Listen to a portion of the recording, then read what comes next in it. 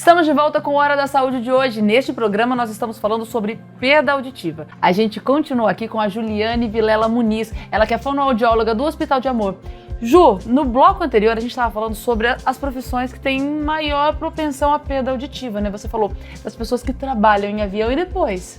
Depois começam com todas as pessoas que trabalham com som. Olha. Tanto na área do audiovisual, tudo, também fica exposto.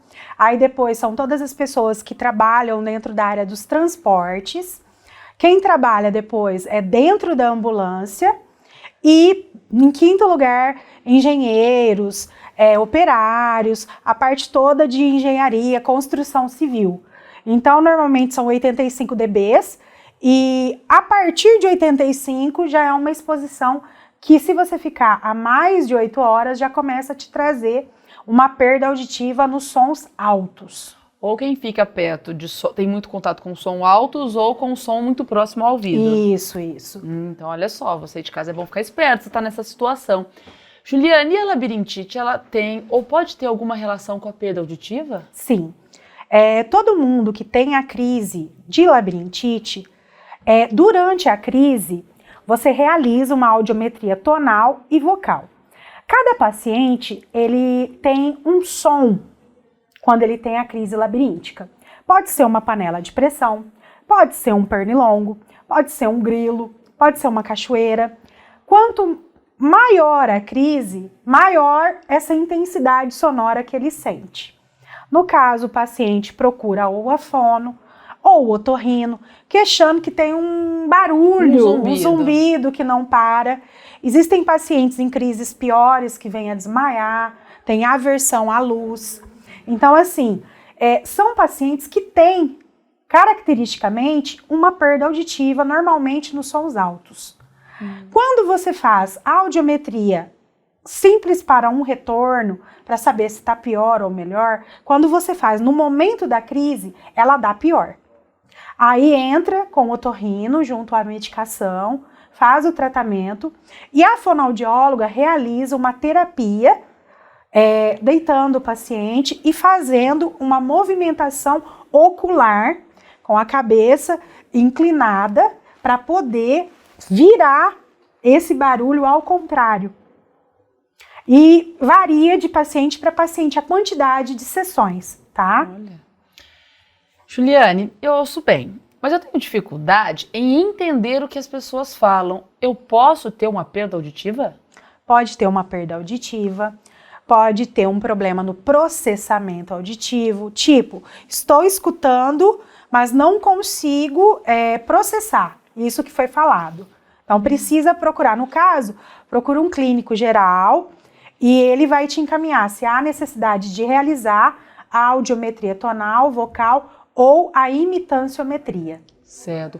Alguns dos meus parentes têm perda auditiva. Eu posso ter também? Pode, porque pode ser de origem genética, sim. E quanto antes fizer a audiometria, como prevenção, será melhor. Posso não ter? Sim. E como eu faço essa audiometria? Eu posso fazer pelo Sistema Único de Saúde? Sim, você pode ir, passa no clínico geral, chega no clínico geral, eu tenho pessoas na minha família que tem. Ele vai te encaminhar para poder estar realizando pelo SUS. Juliane, o zumbido no ouvido também é sinal de perda auditiva? O zumbido, ele é característico, pode ser uma enxaqueca, pode ser uma labirintite. Então, assim, é realizado uma anamnese fonoaudiológica, uma entrevista com esse paciente e a gente tira os prós e contras. Se encaminha esse paciente para o neurologista, se encaminha esse paciente para o otorrinolaringologista, pressão da vista, tem que ver como é que tá, porque também tem relação? A pressão da vista, ela dá a noção espacial, que o Dr. Marcelo explicou. Então, às vezes, o paciente, ele tá com uma alteração na pressão da vista e ele não está tendo a noção espacial correta e dá zumbido também no ouvido. Entendeu? Ele pode estar passando por um processo de enxaqueca muito forte, que está tirando essa noção espacial central dele. Então, ele fica com essa confusão de sentimentos e auditivo também. Então vem todo um processo, se está passando por um momento de muito nervoso, entendeu? Então tem N fatores que você faz uma junção de tabulação de dados para saber para que lado que você vai caminhar. Mas esse zumbido, eu posso estar tendo uma perda auditiva? Pode. Aí pode ser que eu sofri um trauma. Eu estava no posto de gasolina e estourou um pneu próximo a mim. No outro dia eu amanheci, parecia que tinha uma cachoeira no meu ouvido. Você pode ter ficado exposto a um barulho muito alto e ter tido uma perda em uma frequência só alta? Pode. Olha, e a partir de qual idade uma pessoa pode passar por uma avaliação audiológica? Se a mãe vê que o bebê não está tendo um desenvolvimento normal de fala, não tem idade. Se você é adulto, não tem idade. Posso procurar o SUS, posso chegar no consultório, agendar um exame, tudo normal. Tá. E o exame é diferente para criança e para adultos? Sim. Para o bebê de 0 a 6 meses é o teste da orelhinha, que eu expliquei que o bebê tem que estar dormindo, não pode estar acordado. Ele tem que estar dormindo porque é colocado 2 sondas dentro do ouvido. Então, ele não pode estar fazendo esse movimento. Não pode estar chupando chupeta, não pode estar mamando. Então, quando ele estiver mais relaxado, todos os órgãos fonoarticulatórios estão parados. Então, sai um laudo. Não depende da resposta do paciente. Depois dos 6 meses, já é realizado o BERA, que é um exame que a criança estará acordada e as respostas que ela apresenta durante o exame são levadas em consideração.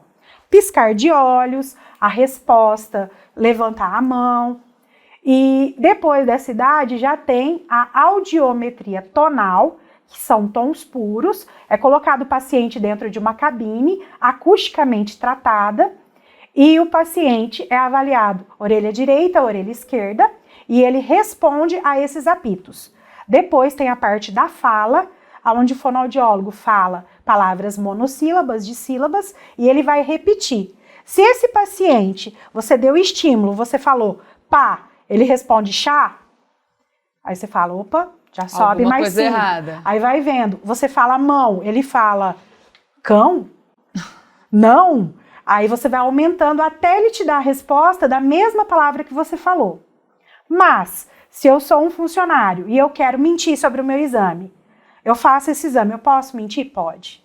Mas existe um outro exame chamado imitanciometria ou impedanciometria, que o paciente é colocado numa cadeira, coloca-se a sondinha igual o teste do bebê, e tem um outro aparelho, o paciente não mexe a mandíbula, que sai o laudo, realmente se esse paciente tem uma perda ou não.